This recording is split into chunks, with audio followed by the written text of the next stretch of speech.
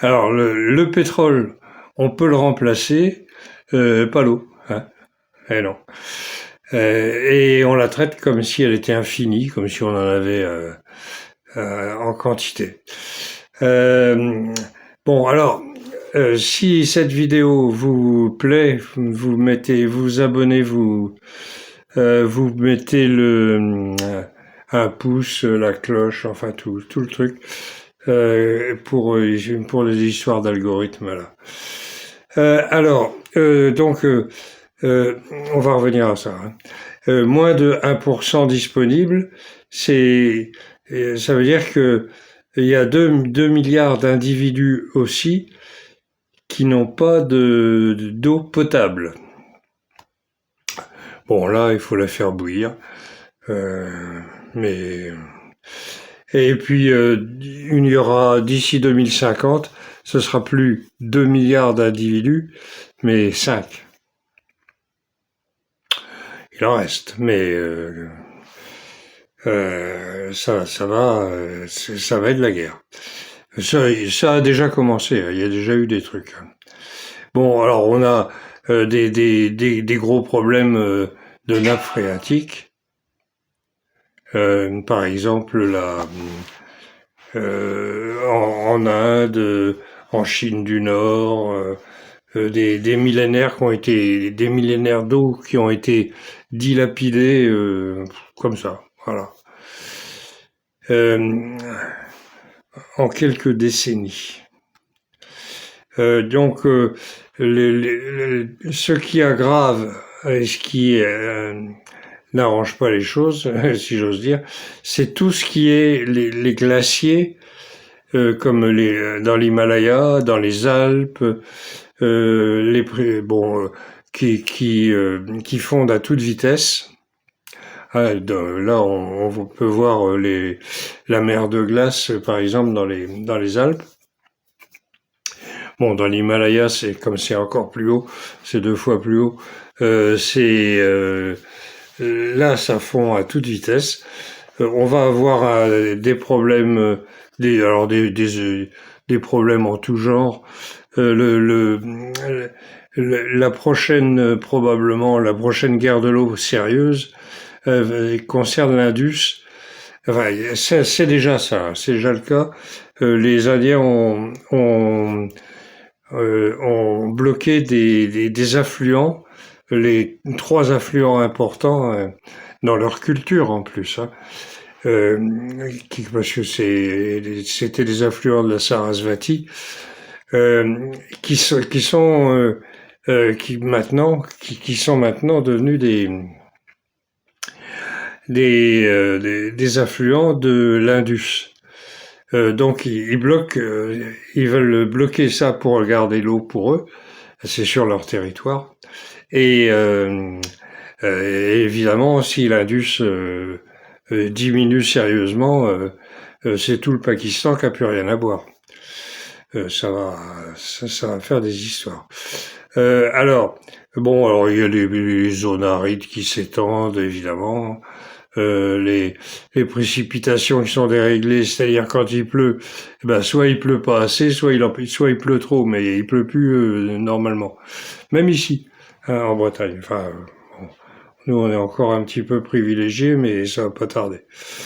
Bon, alors les guerres qui se préparent, je vous parlais de ça, hein, mais le Nil, entre le Nil et l'Éthiopie, enfin, l'Éthiopie veut faire un barrage sur le Nil, ce qui n'arrange personne, ni les Soudanais, ni les Égyptiens, vous en doutez un peu.